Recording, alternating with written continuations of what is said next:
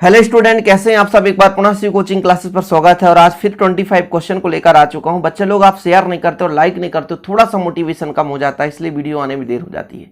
Please यार, आप लोग यदि वीडियो देख ही रहे हैं, आपको पसंद आ रहा तो लाइक करना ना भूलें, शेयर भी कर दें ताकि हम आप लोगों के लिए अगला पार्ट लेकर आ जाएं। और इसके पहले जो भी हम जितने भी ऑब्जेक्टिव टाइप के क्वेश्चन कराए हैं, चाहे आप 12th क्लास में हो, कंपटीशन की तैयारी कर रहे हो, जेडब्ल्यू की तैयारी कर रहे हैं, एनडीए की तैयारी कर रहे हैं, नीट की तैयारी कर रहे हैं, ऐसे क्वेश्चन आप लोग करो, भापो तो अपने आप को, समझो तो अपने आप को कितना हम कर पाते हैं इन 25 क्वेश्चन में से। कम समय में 10 मिनट में आज कंप्लीट करना है। चलिए शुरू करते हैं। पहला क्वेश्चन देख सकते हैं, रेडियो धार्मिक तत्व उत्सर्जित नहीं करते। क्या उत्सर्जित नहीं कर सकते? इलेक्ट्रॉन, पॉजिट्रॉन, हीलियम, नाभिक, प्रोटॉन। क्या उत्सर्जित नहीं कर सकते ये आपको बताना है। ठीक है, 4 ऑप्शन है, 4 ऑप्शन में आपको करेक्ट आंसर बताना है। चलिए, आप लोग अब तक में समझ लिए होंगे। ऑप्शन नंबर डी, प्रोटॉन उत्सर्जित नहीं करते। परमाणु के नाभिक के कण होते हैं। परमाणु के नाभिक के कण किन किन से मिलकर बना होता है? प्रोटॉन और इलेक्ट्रॉन, प्रोटॉन न्यूट्रॉन, न्यूट्रॉन और इलेक्ट्रॉन, न्यूट्रॉन और पॉजिट्रॉन। कितना सिंपल है ये। 9th क्लास से यह बच्चा पढ़ता है कि इलेक्ट्रॉन जो होते हैं नाभिक के चारों ओर चक्कर लगाते हैं कक्षा पे। जो नाभिक होता है उसमें प्रोटॉन और न्यूट्रॉन होते हैं। जो नाभिक होता है उसमें क्या होता है? प्रोटॉन और न्यूट्रॉन होता है। फास्ट रिवीजन है आज। पॉजिट्रॉन होता है धनावेशित इलेक्ट्रॉन, हीलियम नाभिक, नाभिक जिसमें प्रोटॉन न्यूट्रॉन होना चाहिए, न्यूट्रॉन तथा 2 प्रोटॉन। पॉजिट्रॉन क्या है बताओ जरा। 4 ऑप्शन है, इलेक्ट्रॉन है, हीलियम नाभिक है, नाभिक में प्रोटॉन न्यूट्रॉन है, न्यूट्रॉन तथा 2 प्रोटॉन। तीसरे नंबर का राइट आंसर बताना है। तो जो पॉजिट्रॉन होता है वो धनावेशित इलेक्ट्रॉन होता है। कौन सा? ऑप्शन नंबर ई, धनावेशित इलेक्ट्रॉन। क्या? धनावेशित इलेक्ट्रॉन। चलिए बच्चा लोग अगले क्वेश्चन पर चलते हैं। द्रव्यमान संख्या ए के रेडियो एक्टिव तत्वों में उपस्थित नाभिकों की संख्या कितनी होती है? चूंकि आपको पता होना चाहिए बच्चा लोग, यदि हम तत्व में कोई भी एक निश्चित मात्रा है उसमें परमाणु कितने होंगे? 6.02 × 10⁻23 होगा। तो उसमें हम नाभिकों की संख्या निकालने के लिए मॉस अपॉन ए निकल आएगा। ये m का मतलब होता है, यहां पर देखिए, यहां पर m यानी अणु है, परमाणु कितने परमाणु हैं, फिर इसका m का द्रव्यमान बटे a जितना ग्राम में है। ठीक है, m ग्राम की निकालना है। पहले हम तो निकालेंगे a ग्राम। थोड़ा यहां पर मैं यदि आपसे कर दूं क्लियर तो दिक्कत नहीं होगी। a ग्राम का बच्चा लोग, a ग्राम का हमारा हो जाएगा 6.02 × 10⁻23। ठीक है, यदि हम 1 ग्राम का निकालेंगे तो 6.02 × 10⁻23 यदि बटे ए हो जाएगा। यदि हम m ग्राम का निकालेंगे तो 6.02 × 10⁻23 × m बटे ए। तो ऑप्शन नंबर कौन सा हो जाएगा? m बटे ये वाला हो जाएगा। ठीक है, ऐसा निकालना होता है। एक ट्राइट्रॉन में होता है, ट्राइट्रॉन, 1 proton 1 neutron, 1 proton 2 neutron, 1 proton 3 neutron, 1 proton धन 4 न्यूट्रॉन। बताओ, सही आंसर बताना है। देखो जरा क्या बोला है, एक ट्राइटॉन। ट्राइटॉन मतलब 3। देखो ना, ट्राई मतलब 3, ट्राई मतलब 3। जरा देखो 3 कहां पे हो रहा है? 1 प्रोटॉन 1 न्यूट्रॉन 2 हो रहा है, 1 प्रोटॉन 2 न्यूट्रॉन 3 हो रहा है, 1 प्रोटॉन 3 न्यूट्रॉन, तो यहाँ पे 4 हो गए, यहाँ पे 5 हो गया। तो ट्राइटॉन मतलब 3, ट्राइटॉन मतलब 3। Option number B is the correct answer. अगला क्वेश्चन देखिए बच्चा लोग, नाभिकीय विखंडन के द्वारा ऊर्जा मुक्त होती है। बताओ, सूर्य से होती है, हाइड्रोजन बम से होती है, एटम बम से, रासायनिक अभिक्रिया में। किसमें नाभिकीय विखंडन के फलस्वरूप ऊर्जा मुक्त होती है? चलो बताओ, नाभिकीय विखंडन किसमें होता है? सूर्य में होता है, एटम बम में, हाइड्रोजन बम में और रासायनिक अभिक्रियाओं में। तो नाभिकीय विखंडन भाई साहब किसमें होगा? क्वेश्चन नंबर 6 का राइट आंसर क्या हो जाएगा? एटम बम में। जबकि हाइड्रोजन बम जो है नाभिकीय संलयन पर आधारित है, सूर्य जो है नाभिकीय संलयन पर आधारित है, लेकिन जो परमाणु बम होता है खतरनाक होता है, नाभिकीय विखंडन पर आधारित है। अगले क्वेश्चन को देखो जरा। नाभिकीय विखंडन जिसमें ऊर्जा नियंत्रित ढंग से मुक्त होती है कहलाती है तापीय युक्त रिएक्टर, थर्मिस्टर, थर्मोस्टेट है, सॉरी क्लाउड चैम्बर है। नाभिकीय विखंडन जिसमें ऊर्जा नियंत्रित ढंग से मुक्त होती है। नियंत्रित, जैसे मान लीजिए विखंडन हुआ, इसके 3 मान लीजिए नाभिक के 3 नाभिक टूटकर अलग हुए, तो उसमें से कुछ क्या करता है, एक मंदक लगा होता है, मंदक क्या करता है, न्यूट्रॉनों को अवशोषित कर लेता है, तो एक नियंत्रित ऊर्जा मिलती है, तो वो होगा आपका रिएक्टर। ठीक है, क्वेश्चन नंबर 7 का option number B, reactor is the right answer. अगले क्वेश्चन पर चलते हैं। तापीय न्यूट्रॉन की औसत गतिज ऊर्जा होगी लगभग कितना होता है? इसका एक फार्मूला होता है, यहाँ पर मैं एक फार्मूला शेयर कर देता हूँ। फार्मूला कौन सा होता है बच्चे लोग? ये होता है आपका E बराबर 3/2 kT, है ना, जहाँ पे आपके तापीय न्यूट्रॉन के लिए K का मान 8 और T का मान 10⁵5। जब इसको सॉल्व करोगे 0.03 इलेक्ट्रॉन वोल्ट आ जाएगा। तो option number A correct answer हो जाएगा। ठीक है, चलिए, रासायनिक गुणों को अपरिवर्तित रखते हुए नाभिक में कण मिलाए जा सकते हैं। कौन से कण मिलाए जा सकते हैं? क्वेश्चन नंबर 9 का आपको बताना है। राइट आंसर कौन सा हो जाएगा? इलेक्ट्रॉन, प्रोटॉन, न्यूट्रॉन, उपरोक्त में से कोई नहीं। बताओ क्या मिला सकते हैं? तो भाई इलेक्ट्रॉन और प्रोटॉन तो फिक्स होते हैं, इलेक्ट्रॉन और प्रोटॉन तो फिक्स होते हैं, तो इलेक्ट्रॉन प्रोटॉन मिला नहीं सकते हैं। तो न्यूट्रॉन की संख्या परिवर्तित हो सकती है, जैसे आपका समस्थानिक होता है, संभारिक होता है, देखते हैं। तो यदि संभारिक सही है तो परमाणु क्रमांक भिन्न भिन्न हो सकता है, लेकिन प्यारे बच्चों यहाँ पर हम बात करते हैं समस्थानिक में परमाणु भार भिन्न भिन्न हो रहा है एक ही तत्व के, तो फिर आपका वो न्यूट्रॉन ही बदल रहा है। क्या बदल रहा है? न्यूट्रॉन बदल रहा है। चलिए, किसी दिए गए रेडियोएक्टिव पदार्थ में 10⁶ नाभिक है, उसकी अर्ध आयु 20 सेकेंड है, तो 10 सेकेंड के पश्चात शेष नाभिकों की संख्या निकालना है। रेडियोएक्टिव पदार्थ में नाभिक का जब आप पढ़ाई करोगे प्यारे बच्चों, यदि आप पढ़ेंगे तो ठीक है, नहीं पढ़ेंगे तो एक फार्मूला ये होता है n बराबर n0 हाफ, फिर आपका T अपॉन कैपिटल T। समझ में नहीं आया? फिर से यहाँ पर समझो, n बराबर n0, फिर यहाँ पर आपका 1/2 और small t upon capital T। ठीक, आपका कितना दे के रखा है? रेडियोएक्टिव पदार्थ में नाभिक की संख्या कितनी है? 10⁶, तो 10⁶ 1/2 रहने दो। T अर्धायु स्मॉल t, 10 सेकेंड के पश्चात शेष नाभिक की संख्या। समय आपका दिया है 10 सेकेंड, और जो आपका अर्धायु कैपिटल D दिया है 20। इसको सॉल्व करो जरा। इसको जब आप सॉल्व करोगे तो 1/2 बचेगा, है ना, यानी 10⁶, और ये 1/2 का घात यानी √1/2 यानी 10⁶ अपॉन √2 यानी 10⁶ 1.414। जब इसका हम भाग देंगे, जैसे मान लीजिए ऐसा कर लें, 10 × 10⁵5 भाग 1 है ना, 4 1 4, तो 14 का पहाड़ा पढ़ो, है ना, यानी 14 का पहाड़ा पढ़ो, 100 से ज़्यादा ना हो लगभग। इसको कैलकुलेशन करने का एक तरीका बता रहा हूँ। जैसे यहाँ से दशमलव हटाएंगे ना तो आपके ऊपर 0 बढ़ जाएगा, तो 14.14 हो गया, तो 14 7 98, 7 से जाएगा, यानी 7 × 10⁵5।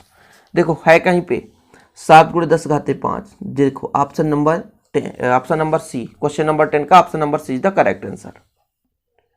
इसी प्रकार अगले क्वेश्चन पर चलते हैं। T बराबर 0 है, पर किसी रेडियोएक्टिव पदार्थ में परमाणुओं की संख्या 8 × 10⁴ है, इसका अर्धायुकाल 3 वर्ष है, तो 1 × 10⁴ शेष परमाणु में कितने समय पश्चात रहेंगे? यहाँ पर खतरनाक चीज दे के रखा है, देखो जरा। n बराबर कितना होता है? n0 1/2, है ना, फिर आपका हो जाता है T अपॉन कैपिटल T। अब ये शेष परमाणु दिया है 10⁴, एक का तो कोई वैल्यू नहीं है। n0 का मान 8 × 10⁵ कितना है? 4, 1/2, और ये T का मान कितना दिया है? 0। ओ माय गॉड, T का मान कितना दे के रखा है? 0 ही दिया है। T बराबर 0 पर यहाँ पर हम 0 रख दें? नहीं रख सकते, रख देंगे तो काम खत्म हो जाएगा। हमें समय निकालना है कितने समय पश्चात, तो T रहने दो, वो प्रारंभिक स्थिति के लिए दिया है। अर्धायुकाल 3 दे के रखा है। इसको कैलकुलेशन करो, ये पूरा का पूरा कट गया, 8 इधर आएगा तो 1/8 हो जाएगा, बराबर 1/2 T के पावर 3। इसको मैं 1/2 का घात 3 कर दूं? हाँ सर कर दूं। 1/2 का घात 1/3 T/3। अब देखो यहाँ पे आधार समान है तो घात की तुलना हो जाएगी, 3 बराबर T/3, पक्षांतर कर दो, T बराबर 3 × 9, ये 9 आ गया। कैलकुलेशन है यार, ऐसे ही शॉर्टकट में करना है। चलो कौन सा राइट आंसर हो जाएगा? ऑप्शन नंबर ये देखो, ये देखो, मैं पूरा सॉल्व भी कर देता हूं क्योंकि आपको डाउट ना रह जाए। किरणें जो विद्युत तथा चुंबकीय क्षेत्र से प्रभावित नहीं होती कहलाती हैं अल्फा किरणें, बीटा किरणें, गामा किरणें और धनात्मक किरणें। कौन सी किरणें हैं? जो कि आपके विद्युत और चुंबकीय क्षेत्र से प्रभावित नहीं होती। तो गामा किरणें हैं भैया, अल्फा बीटा प्रभावित होती हैं लेकिन गामा किरणें प्रभावित नहीं होती। ठीक है, ये 11th क्लास में पढ़े हो आप लोग। यहां पर देखिए रेडियम का अर्धायुकाल 1600 वर्ष है, तो 6400 वर्षों पश्चात रेडियम का शेष अंश बचेगा। देखो बड़ा खतरनाक क्वेश्चन है। फिर हमारा वही कंडीशन आ गया, n बराबर n0 half t upon capital T। देखो कुछ देके रखा है, अंश कितना बचेगा, तो n अपॉन n0 कर दो, ये गुणा में था भाग में आ गया, 1/2 अर्धायुकाल और समय दोनों देके रखा है। जरा देखो तो आपका दिया है 6400 समय देके रखा है वर्ष, और अर्धायुकाल 16 चौको 64, यानी 1/2 के पावर 4, यानी 2 का 4 बार तो आपका 16, 1/16 है कहीं पे आंसर? जी सर 1/16। अगला क्वेश्चन देखो, फास्ट देखो, बीटा निगेटिव ऋणात्मक का जो आयन है वो 6 में होता है। किसके 6 में होता है? परमाणु से इलेक्ट्रॉन उत्सर्जित होता है, नाभिक में पूर्व से उपस्थित इलेक्ट्रॉन उत्सर्जित होता है, नाभिक के 6 न्यूट्रॉन से इलेक्ट्रॉन उत्सर्जित होता है, आंशिक बंधन ऊर्जा इलेक्ट्रॉन में रूपांतरित होती है। Question number 14। ठीक है, चलो आपको बताना है कौन सा राइट आंसर हो जाएगा। तो इसका राइट आंसर होगा नाभिक के 6 न्यूट्रॉन से इलेक्ट्रॉन उत्सर्जित होता है। नाभिक के 6 में न्यूट्रॉन से इलेक्ट्रॉन उत्सर्जित होता है, तब ये बीटा ऋणात्मक 6 में कहलाएगा। चलिए अगला महत्वपूर्ण क्वेश्चन है, निम्नलिखित में से कौन सा समस्थानिक साधारणता विखंडनीय है जो टूट जाता है? कौन सा है जो टूटेगा? 4 ऑप्शन है, 4 ऑप्शन में बताओ। यूरेनियम का टूटेगा भैया, ये आपका 235, option number C is the correct answer. देखो जरा न्यूट्रॉन की खोज किसने की? बहुत ही सिंपल क्वेश्चन है, इसे तो बच्चा जानता है, चैडविक ने किया था भाई साहब, तो ऑप्शन नंबर आपका सी हो जाएगा करेक्ट आंसर। नाभिकीय अभिक्रिया में बोरान क्षणों का उपयोग किस लिए करते हैं? अनुपयोगी अधिक न्यूट्रॉन का शोषण करने के लिए, अल्फा कणों के अवशोषण करने के लिए, अभिक्रिया को मंद करने के लिए, अभिक्रिया को तीव्र करने के लिए। बताओ जरा कौन सा राइट आंसर होगा, बताना है आपको। 17 नंबर का अनुपयोगी अधिक न्यूट्रॉन है, उसका हम क्या कर लेते हैं? शोषण कर लेते हैं। किसके सहायता से? बोरान के क्षण के सहायता से। नाभिकीय रिएक्टर में नियंत्रित क्षणें होती हैं, यूरेनियम की, ग्रेफाइट की, कैडमियम की, प्लूटोनियम की। नियंत्रित करने वाला किसका क्षण बना होता है? नाभिकीय रिएक्टर में किसका क्षण बना होता है नियंत्रित करने के लिए? तो आपका हो जाएगा कैडमियम, ऑप्शन नंबर बी। गतिमान कण चुंबकीय क्षेत्र में विक्षेपित नहीं होते। चुंबकीय क्षेत्र में कौन विक्षेपित नहीं होगा? न्यूट्रॉन, इलेक्ट्रॉन, अल्फा कण, सोडियम आयन। चलो सोच लो, समझ लो। तो जिनमें आवेश नहीं होगा वो विक्षेपित नहीं होगा, तो वो कौन है जो उदासीन पड़ा है? वो है आपका न्यूट्रॉन। तो ऑप्शन नंबर ए, न्यूट्रॉन जो है उदासीन पड़ा है। रेडियो एक्टिव नाभिक उत्सर्जित कर सकता है अल्फा बीटा गामा कोई में से केवल एक कण, अल्फा बीटा गामा तीनों क्रम में से एक के बाद एक, अल्फा बीटा गामा तीनों एक साथ, केवल अल्फा और बीटा एक साथ। रेडियो एक्टिव नाभिक उत्सर्जित कर सकता है, क्या कर सकता है? बताओ भाई साहब, रेडियो एक्टिव नाभिक है, क्या उत्सर्जित कर सकता है? ठीक है, तो यहां पर समझो कोई भी रेडियो एक्टिव पदार्थ है अल्फा और बीटा कणों का एक साथ उत्सर्जित नहीं कर सकता है। कुछ पदार्थ अल्फा कण, तो कुछ पदार्थ बीटा कण, और कुछ जैसे आपके गामा किरणें उत्सर्जित करते हैं। इसलिए ऑप्शन नंबर ए हो जाएगा, अल्फा बीटा गामा में से केवल कोई एक कण ही उत्सर्जित होगा। और अगले क्वेश्चन को देखेंगे, रेडियो एक्टिव पदार्थ में उत्सर्जित होती हैं अल्फा बीटा गामा किरणें जब उसे गर्म करते हैं, जब उसे परमाणु रिएक्टर में रखा जाता है, या स्वतः या अत्यधिक दाब लगाया जाता है, तब रेडियो एक्टिव पदार्थ उसमें कब होगा भाई साहब? बताओ। तो हम यदि बात करें रेडियो एक्टिव पदार्थ को, तो खुला रख दो, स्वतंत्र रख दो, तो वो स्वतः ही उससे अल्फा बीटा गामा किरणें निकलेंगी। भले ही चाहे, अब देखो एक साथ नहीं निकलेगी, कुछ अल्फा निकलेगा, फिर बीटा निकल सकता है, फिर गामा, एक साथ नहीं कि तीनों साथ चल रहे हैं, ऐसा नहीं, एक के बाद एक निकल सकते हैं। 20 सेंटीमीटर मोटी है छोटी स्टील की चादर से पारगमित हो सकती है अल्फा किरणें, बीटा किरणें, गामा किरणें, परावैंगनिक किरणें।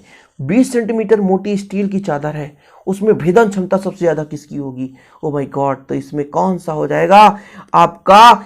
भेदन क्षमता सबसे ज्यादा किसमें होता है? गामा किरण में। तो option number C correct answer. Einstein की समीकरण E बराबर mc² में E ऊर्जा है, m द्रव्यमान है, तथा C क्या है? C क्या है? बहुत ही सिंपल है। श्वेत वर्ण के प्रकाश की तरंगदैर्घ्य, प्रकाश का वेग 0 डिग्री सेल्सियस पर ध्वनि का वेग, प्लांक नियतांक। कौन सा भैया? सी क्या है? प्रकाश का वेग है। बिना सोचे समझे हम लगा देंगे प्रकाश का वेग, ऑप्शन नंबर बी। और 24 नंबर, भारी नाभिक के हल्के नाभिकों में खंडित होने के क्रम को क्या कहते हैं? भारी नाभिक है, हल्के नाभिक में टूटता है। टूटना क्या कहलाता है? टूटना आपका विखंडन कहलाता है और जुड़ना आपका संलयन कहलाता है। और लास्ट क्वेश्चन आपका, परमाणु बम का विस्फोट निम्न के कारण होता है? विखंडन होता है, संलयन होता है, प्रकीर्णन होता है, नाभिकीय उत्सर्जन होता है। बताओ जरा क्या होगा भाई साहब? परमाणु बम का विस्फोट निम्न के कारण होता है। परमाणु विस्फोट पूछ रहा है, विस्फोट, ठीक है, किसके कारण होता है? तो यहां पर थोड़ा सा आप लोग पढ़े हैं इसके पहले कि परमाणु बम में जो होता है वो विखंडन होता है, तो नाभिकीय विखंडन हो जाएगा करेक्ट आंसर। हाइड्रोजन बम में नाभिकीय संलयन होता है। तो इस प्रकार से आपके क्वेश्चन हो गए 25 कंप्लीट। वीडियो को शेयर करें, लाइक करें। अगले वीडियो के लिए 50+ लाइक पहुंचाना जरूरी है ताकि आप लोगों को ऐसे वीडियो मिलते रहे। चलते हैं, मिलते हैं अगली वीडियो के साथ। जय हिंद, वंदे मातरम।